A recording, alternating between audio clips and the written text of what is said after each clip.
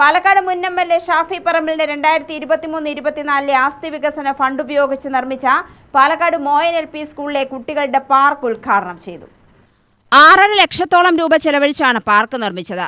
Rahul Mamkootathil MLA park ഉദ്ഘാടനം ചെയ്തു.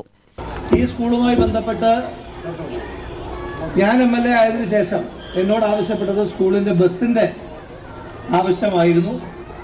അപ്പോൾ നമ്മൾ ആ ബസിന്റെ ഫണ്ട് അനുവദിച്ചു. നിങ്ങൾക്ക് എല്ലാവർക്കും അറിയുന്നത് പോലെ നിരവധി നിയമ തടസ്സങ്ങൾ അതുമായി ബന്ധപ്പെട്ടിട്ടുണ്ടായിരുന്നു. ആ നിയമ തടസ്സങ്ങളെല്ലാം ഓരോ ദിവസമായി നിങ്ങളും നമ്മളും എല്ലാം ചേർന്നിട്ടുള്ള ഫോളോ അപ്പിന്റെ ഭാഗമായിട്ടാണ് നമുക്ക് അതിനെ മാറ്റി.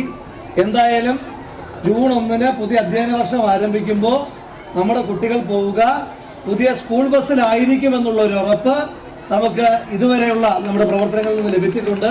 അപ്പോൾ അത്തരത്തിലുള്ള പ്രവർത്തനങ്ങളുമായിട്ട് മുന്നോട്ട് പോകാതെ കൗൺസിലർ റിസ്വാന ബീഗം അധ്യക്ഷത വഹിച്ചു. പ്രധാനാധ്യാപിക D. മഞ്ജു, AO രമേശ് പാറപ്പുറത്ത്, മുൻ councillor Saeed Beeran Babu, PTA president C. Dinesh Kumar എന്നിവർ സംസാരിച്ചു.